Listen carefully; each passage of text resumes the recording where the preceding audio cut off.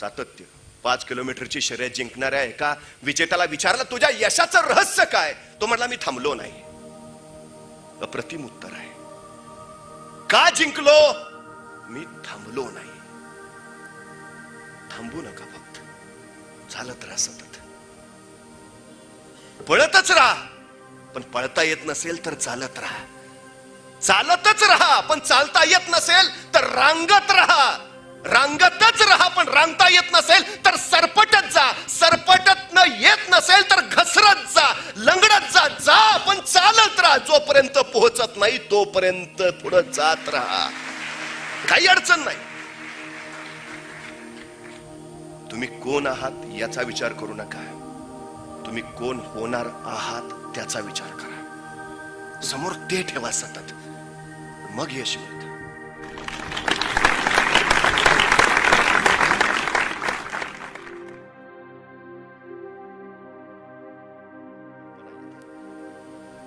बाळा, मला माझं कौतुक नाही सांगायचं तुला, पण एकदा घरून येताना मी 2 झाडं घेऊन आलो. त्यातलं एक झाड बांबूचं होतं आणि दुसरं झाड प्राजक्ताचं होतं. ती दोन्ही झाडं मी एकाच दिवशी लावली. दोन्हींना पाणी घातलं, दोन्हींना खतही घातली आणि मग मी रोज यायचो. आपल्याला उत्सुकता असते, आपण एखादं झाड लावलं की ते फुटलं का, पान आलं का, पालवी आली का. मलाही उत्सुकता होती. 3-4 दिवशी माझ्या लक्षात आलं प्राजक्ताला पालवी फुटली आहे. मग मी बांबूच्या झाडाकडे गेलो. बांबूचं झाड मात्र तसंच. महिन्यानंतर मी परत गेलो. मी पाहिलं प्राजक्ताला आता चांगलीच पानं फुटलीत, पण बांबूचं झाड होतं तसंच. वर्षांनी मी गेलो. प्राजक्ताचं जरा उंच झाड डौलदार झालं होतं, बांबूचं होतं तसंच. मला वाटलं बहुतेक बांबूचं झाड आता येत नाही, हे लागलंच नाही, हे जमिनीत रुजलंच नाही. 2 वर्षांनी मी परत गेलो. प्राजक्ताचं झाड आता चांगलं उंच झालं होतं, बांबूचं झाड होतं तसंच होतं. 3 वर्ष झाल्यावर मी पाहिलं बांबूच्या झाडाला आता फांद्या सैरा वैरा सुटल्या होत्या, पानं बहरली होती आणि फुलं लगडली होती. मी ते बघून आनंदित झालो, त्या सुगंधानं मोहित झालो. पण बांबूच्या झाडाकडे बघितलं, ते बांबूचं झाड होतं तसंच. 4 वर्षांनी मी परत गेलो. प्राजक्ताचं झाड आता चांगलंच डवरलं बहरलं होतं. आभाळ कवेत घेऊ पाहत होतं, अंगभर सावली देत होतं, पण बांबूचं झाड ते तसंच होतं. 6व्या वर्षी मी परत गेलो. मी पाहिलं प्राजक्ताचं झाड आता खरंच भरलं होतं, पिळदार झालं होतं.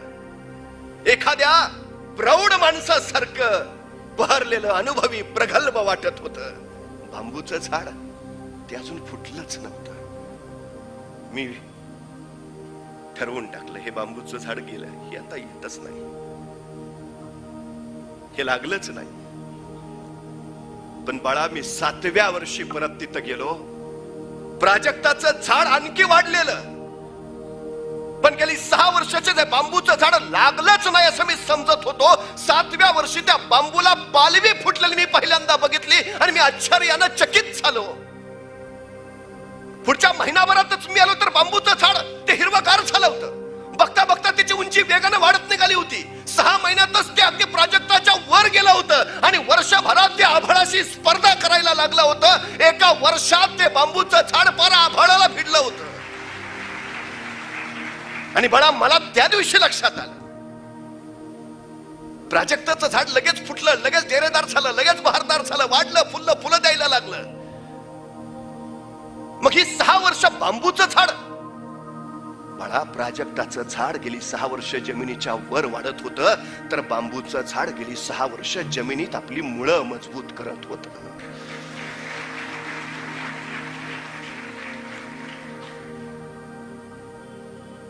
आभाळाकडे उंची वाढवायची असेल तर जमिनीकडे मुळं आधी खोल न्यावी लागतात, पाया मजबूत करावा लागतो. हे बांबूचं झाड गेली 6 वर्ष ते करत होत आणि पुढच्या 6 महिन्यातच प्रचंड मोठं वादळ आलं, जोराचा पाऊस झाला. मी धावत धावत त्या जंगलात गेलो आणि पाहिलं प्राजक्ताचं झाड भुई सपाट झालं होतं, पण बांबूचं झाड मात्र ताट कण्यानं आभाळाला वाकुल्या दाखवत तसंच उभा होता. कारण प्राजक्ताच्या झाडानं मुळांकडे लक्ष द्यायच्याऐवजी फांद्यांकडे लक्ष दिलं आणि बांबूच्या झाडानं 6 वर्ष घालवून मळं मजबूत करून घेतली, मग वर झेपावणं चालू केलं. कदाचित तू बांबूच्या गुणधर्माचा असू शकतोस, पण याचा अर्थ तू वाढणारच नाही असा नव्हे. जंगलात जशी वेगवेगळ्या प्रकारची झाडं असतात, माणसं सुद्धा तशीच वेगवेगळ्या प्रकारची असू शकतात. एखादं प्राजक्ताचं झाड असतं, एखादं चिक्कूचं झाड असतं, एखादं बांबूचं झाड असतं. तसं माणसांमध्ये सुद्धा एखादा प्राजक्तासारखा लवकर बहरतो, एखादा बांबू सारखा रुजायला मुरायला जमिनीत घुसायला वेळ घेतो. पण याचा अर्थ तो कधी फुटणारच नाही, मोठा होणारच नाही, यश गाठणारच नाही असा मात्र अजिबात नसतो. त्यामुळे जर तुमची 2 वर्ष वाया गेली, समजून जा मुळं मजबूत झाली. तुमची 3 वर्ष वाया गेली, समजून जा वर उंचावर अधिक जायची तयारी झाली. तुमची 4 वर्ष वाया गेली, समजून जा जे कुणालाही जमणार नाही ते आपण करणार. तुमची 5 वर्ष वाया गेली, समजून जा आपल्यासारखा अनुभव समृद्धच कुणी नाही. हताश कसले होता, निराश कसले होता. या जगात पेरलेलं कधीच वाया जात नाही, कधीच. तुमचा अभ्यास चुकून वाया जाणार नाही, तुमचं वाचन चुकून वाया जाणार नाही, अजिबात नाही, कधीच नाही. थोडा संयम आवश्यक आहे, थोडा धीर आवश्यक आहे. मोठी माणसं तीच जी संयम ठेवतात, पराकुटीचा संयम. शिवाजी महाराजांना पराभूत करणं जमेना हे बघितल्यावर औरंगजेबानं मिर्झा राजा जयसिंहाला 3.5 लाखाची फौज देऊन पाठवलं. पण मिर्झानं जोखलं उघड्या मैदानात शिवरायांना पराभूत करणं कठीण. गाव्याना डाव टाकला आणि त्यांनी विचारलं शिवरायांचा जीव कशात आहे, आणि उत्तर आलं जनतेत, रयतेत. मिर्झानं शिवरायांना नाही, रयतेला, त्याच्या गळ्याला नख लावलं. खुल्याम कत्तल, आक्रोश आणि किंकाळा चालू. त्या वातावरणानं महाराज व्याकुळ. राज्य कुणासाठी? रयतेसाठीच ना. मग रयतच वाचत नसेल तर राज्य वाचून उपयोग काय? 4 पावलं पुढे जायचं असेल तर 2 पावलं मागे यावं लागतं. रयतेचा जीव वाचावा म्हणून शिवाजी महाराजांनी मिर्झा राजाशी तह केला.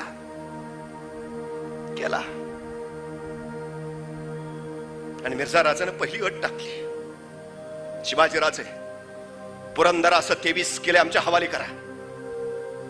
आणि राजे म्हणाले, मिर्झा पुरंदरासह 23 किल्ले तुमच्या हवाली केल्यावर आमच्या हाती उरतं काय?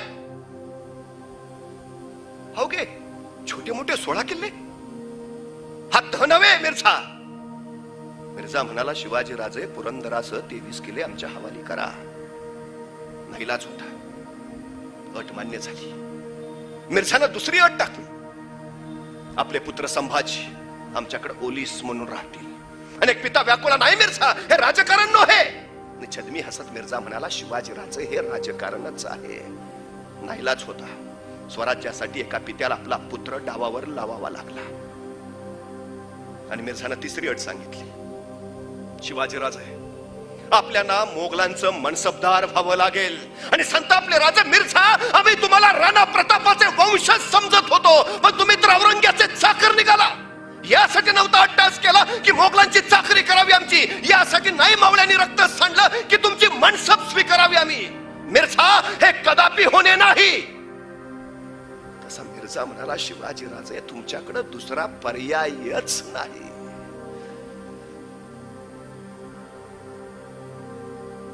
शिवाजी राजे उत्तरले, ठीक, पण आमच्या ऐवजी आमचे पुत्र संभाजी आपले मनसबदार होतील. आणि मिर्झा म्हणाला, हुशार आहात, पण फक्त संभाजी राजेच नाही, आपण ही मुघली सल्तनतीचे मनसबदार व्हाल. आणि शिवरायांना व्हावं लागलं. रयतेचं लोककल्याणकारी स्वराज्य उभा पाहणाऱ्या राजाचं स्वप्न एका क्षणात भंगलं.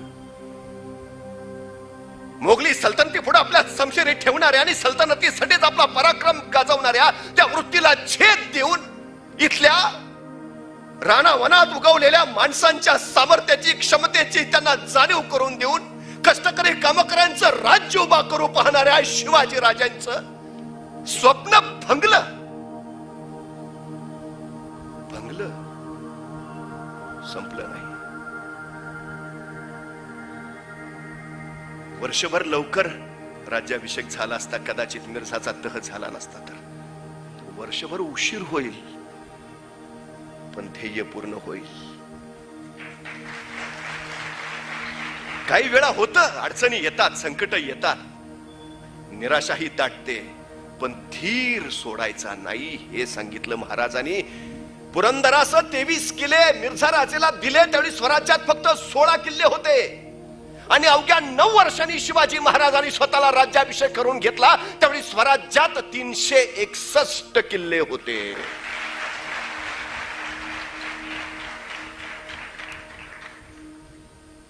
जे घडतं ते चांगल्यासाठी घडतं. ते द्यावे लागले म्हणून तर महाराजांनी अति उर्मीनं 361 किल्ले ताब्यात घेतले.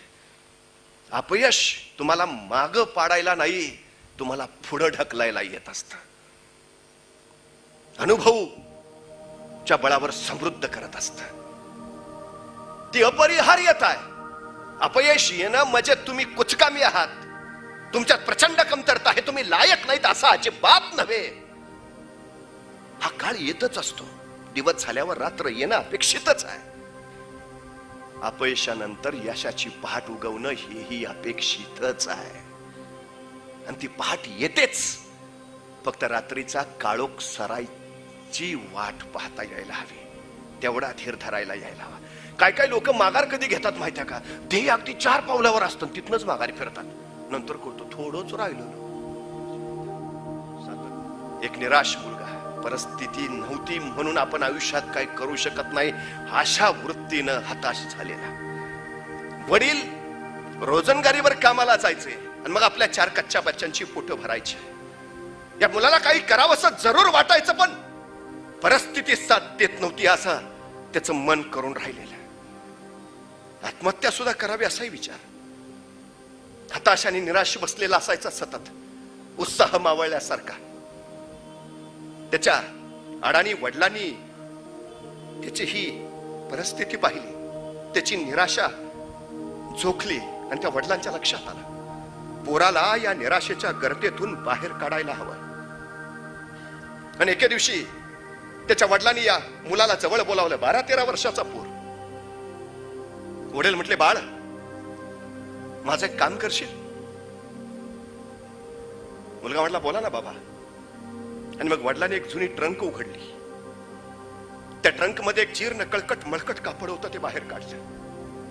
त्या मळकट कापडाचा एक कोपरा फाडून घेतला आणि ते कापड आपल्या मुलाच्या हातावर दिलं आणि सांगितलं, बाळा हे कापड घेऊन बाजारात नेऊन विक. कुणी 10 रुपयाला घेतय का ते तरी बघ. त्या मुलानं ते कापड बघितलं, अत्यंत जीर्ण कळकट मळकट झालेलं. तो म्हणला, बाबा याला फुकट कुणी घ्यायचं नाही, विकत कोण घेईल, आणि तेही 10 रुपयाला. वडील म्हटले, मान्य आहे मला, पण प्रयत्न तरी कर. अडचण काय आहे? अहो पण कुणी घेणार नाही. हो हो बरोबर आहे तुझं, नाही घेतलं तर नाही, तुला काय कुणी फासावर देणार आहे, पण प्रयत्न तर कर. बाळा तू आपली परिस्थिती पाहतोयस, हे कापड विकून जर आपल्याकडे 10 रुपये आले तर आपल्या 2 दिवसाच्या जेवणाची व्यवस्था होईल. तो हळवा मुलगा म्हटला, बाबा ठीक आहे. परिस्थितीची जाण होती. ते कापड त्यांनी घेतलं, रात्री स्वच्छ पाण्याने धुतलं, त्याला इस्त्री व्हावी म्हणून स्वतःच्या बिछाण्याखाली ठेवलं आणि दुसऱ्या दिवशी ते कापड घेऊन तो बाजारात गेला. एका चौतऱ्यावर उभा राहिला आणि ते कापड हातात घेऊन ओरडू लागला, कापड घ्या फक्त 10 रुपये, कापड घ्या फक्त 10 रुपये. माणसं यायची, पाहायची, हसायची, निघून जायची. तास, 2 तास, 3 तास, 4 तास, 5, 6, 7 वाजले. दिवसभर व्याकुळ झाला होता. कुणी फिरकत नव्हतं, ते त्याचं कापड घ्यायला कुणी तयार नव्हतं. डोळ्यातनं घळघळ अश्रू व्हायचे, तो असा पुसून टाकायचा. कुणीच घेणार नाही का? पण तरी परत ताकद एकवटून म्हणायचा, कापड घ्या फक्त 10 रुपये, फक्त 10 रुपये. पण कुणी नाही येताना दिसलं. शेवटी वाटलं निघावं आता, पण तेवढ्यात एक ट्रक त्याच्या समोर येऊन थांबला. हा ओरडत होता, कापड 10 रुपयाला घ्या. त्या ट्रकवाल्याला स्वतःच्या ट्रकची काच पुसायला कापड सापडत नव्हतं आणि नेमका हा मुलगा दिसला. तो म्हणला, दे दो. कितीला? तो म्हणला 10 रुपये फक्त. आणि त्या ट्रकवाल्यानं 10 रुपये देऊन ते कापड घेतलं. कोण मुलखाचा आनंद झाला. ती 10 रुपयाची नोट हातात घट्ट ठेवत खरंच पळत घरी आला. वडिलांना सांगितलं, बाबा कापड गेलं, 10 रुपयाला विकलं. वडील म्हटले, छान, खूप छान. 2-3 दिवस निघून गेले. तिसऱ्या दिवशी वडिलांनी परत मुलाला जवळ बोलावलं. बाळा माझं एक काम करशील? मुलगा म्हटला, सांगा ना बाबा. वडिलांनी परत ती ट्रंक उघडली. त्या ट्रंकेतलं ते जीर्ण कळकट माळकट कापड परत बाहेर काढलं. त्यातला एक तुकडा फाडला. परत आपल्या मुलाच्या हातावर दिला. सांगितलं, बाळा हे कापड आता कुणी 20 रुपयाला विकत घेते का तेवढं पहा. मुलगा म्हटला, बाबा गेल्या वेळी 10 रुपयाला कोण घेत नव्हतं. नशीब तो ट्रकवाला भेटला. त्याला काच पुसायला कापड नव्हतं. बेला फुलाची गाठ पडली म्हणून ते 10 रुपयाला कापड गेलं, नाही तर कुणी घेतलं नसतं. दिवस गेला बाबा, व्याकुळ होतो पुरता, नाही घेणार हो कुणी. वडील म्हटले, बाळा गेल्या वेळी सुद्धा तू असाच म्हटला होतास, पण गेलं ना कापड 10 रुपयाला. प्रयत्न तर कर. नाही गेलं तर नाही, पण गेलं तर 20 रुपये येतील. आपल्या 4 दिवसाच्या जेवणाची व्यवस्था होईल बाळा. मुलाला नाही म्हणता आलं नाही. त्याने ते कापड घेतलं. रात्री पाण्यानं स्वच्छ धुतलं. इस्त्रीसाठी स्वतःच्या बिछाणाखाली ठेवलं. पण रात्रभर आभाळाकडे डोळे उघडे ठेवून तो विचार करत राहिला, हे जीर्ण कळकट मळकट झालेलं कापड कुणी फुकट घेणार नाही. गेल्या वेळी कसं तरी कुणी 10 रुपयाला घेतलं, पण आता हे 20 रुपयाला विकायचं तरी कसं, कोण घेईल. आणि रात्रभर विचार करून सकाळी त्याच्या डोक्यात एक कल्पना आली. मुलांना कार्टून्स आवडतात. या कापडावर जर आपण मिकी माऊसचं चित्र काढलं आणि एखाद्या शाळेच्या बाहेर जर जाऊन उभा राहिलो, तर निश्चित एखादा मुलगा हे कार्टून असलेलं कापड विकत घेईल. आणि तासाभरात त्यांनी स्वतःच्या रंगाच्या पेटीतल्या रंगाने त्या कापडावर मिकी माऊसचं सुंदर चित्र काढलं आणि ते रंगवलेलं कापड घेऊन तो शाळेच्या बाहेर गेला, उभा राहिला. नेमकी शाळा सुटली, मुलं बाहेर पडू लागली आणि हा त्या मुलांना सांगू लागला, मिकी माऊसचं कार्टून असलेलं कापड फक्त 20 रुपये, मिकी माऊसचं कार्टून असलेलं कापड फक्त 20 रुपये. पण मुलं बघत होती, पुढे जात होती. विकत मात्र कुणी घेत नव्हती. त्याच्या नंतर लक्षात आलं, शाळेत मुलं कशी पैसे घेऊन येणार. कदाचित पैसे नसतील मुलाकडे, मग कापड कोण घेणार.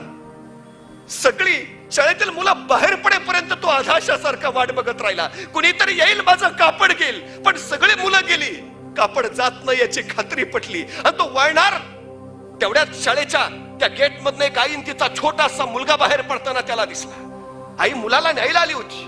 तो मुलगा घोड्या करत करत निघाला होता आणि अचानक त्या मुलाचं लक्ष त्या कापडाकडे गेलं. त्याने मिकी माऊस पाहिलं आणि त्याने स्वतःच्या आईकडे हट्ट धरला, आई मला हे कापड हवं, मला हे कापड हवं.